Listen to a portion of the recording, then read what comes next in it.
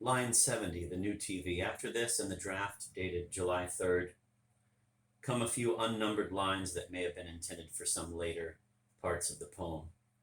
They are not actually deleted, but are accompanied by a question mark in the margin and encircled with a wavy line encroaching upon some of the letters.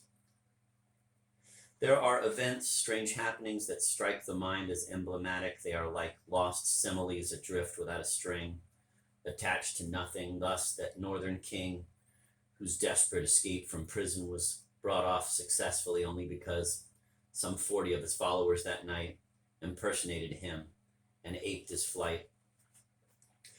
He never would have reached the western coast had not a fad spread among his secret supporters, romantic, heroic daredevils, of impersonating the fleeing king. They rigged themselves out to look like him in red sweaters and red caps and popped up here and there, completely bewildering the revolutionary police. Some of the pranksters were much younger than the king, but this did not matter since his pictures in the huts of mountain folks and in the myopic shops of hamlets where you could buy worms, gingerbread, and Gillette blades had not aged since his coronation. A charming cartoon touch was added on the famous occasion when, from the terrace of the Kronblick Hotel, whose chairlift takes tourists to the Kron Glacier, one merry mime was seen floating up like a red moth with a hapless and capless policeman riding 2 seats behind him in dream slow pursuit. It gives one pleasure to add that before reaching the staging point, the false king managed to escape by climbing down one of the pylons that supported the traction cable. See also notes to lines 149 and 171. Line 71, parents. With commendable alacrity, Professor Hurley produced an appreciation of John Shade's published works within a month after the poet's death. It came out in a skimpy literary review, whose name momentarily escapes me, and was shown to me in Chicago, where I interrupted for a couple of days my automobile journey from New Wye to Sidarn in these grim autumnal mountains. A commentary where placid scholarship should reign is not the place for blasting the preposterous defects of that little obituary. I have only mentioned it because that is where I gleaned a few meager details concerning the poet's parents. His father, Samuel Shade, who died at 50 in 1902, had studied medicine in his youth and was vice president of a firm of surgical instruments in Exton. His chief position, however, was what our eloquent necrologist calls, quote, the study of the feathered tribe, end of quote, adding that, quote, a bird had been named for him, Bombacilla shadei, end of quote. This should be Shade, of course. The poet's mother, née Caroline Lucan, assisted him in his work and drew the admirable figures of his birds of Mexico, which I remember having seen in my friend's house. What the obituarist does not know is that Lucan comes from Luke, as also do Locock and Luxon and Lukashevich. It represents one of the many instances when the amorphous-looking but live and personal hereditary patronymic grows, sometimes in fantastic shapes, around the common pebble of a Christian name. The Lucans are an old Essex family. Other names derive from professions such as rhymer, scrivener, limner, one who illuminates parchments, botkin, one who makes botkins, fancy footwear, and thousands of others. My tutor, a Scotsman, used to call any old tumble-down building a Hurley house. But enough of this.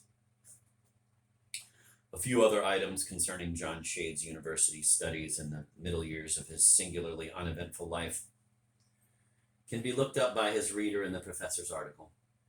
It would have been on the whole a dull piece had it not been enlivened, if that is the term, by certain special features. Thus, there is only one allusion to my friend's masterpiece, the neatly stacked batches of which, as I write this, lie in the sun on my table as so many ingots of fabulous metal.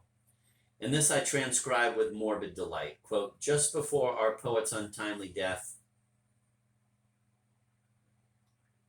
he seems to have been working on an autobiographical poem.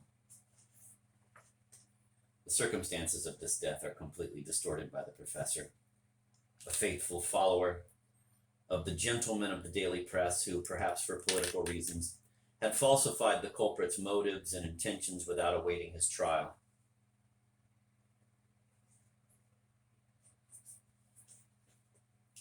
Which unfortunately was not to take place in this world. See eventually my ultimate note.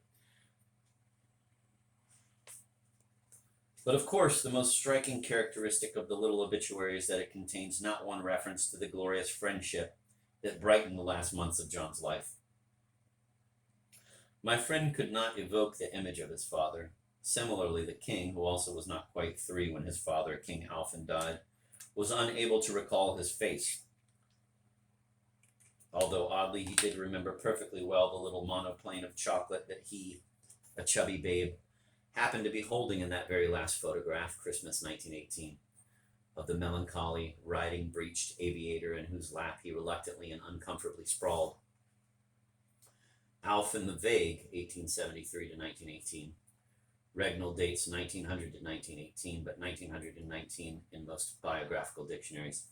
A fumble due to the coincident calendar change from old style to new.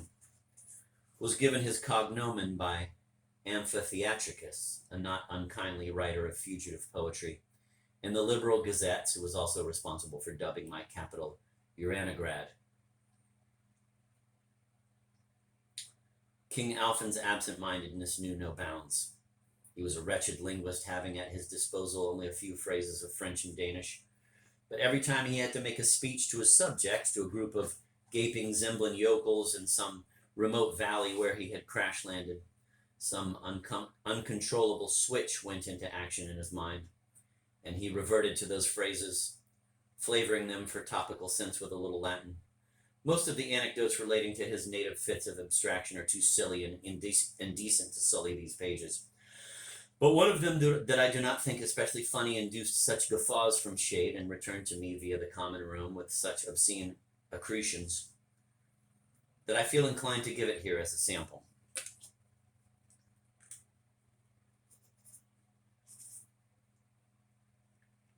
And as a corrective.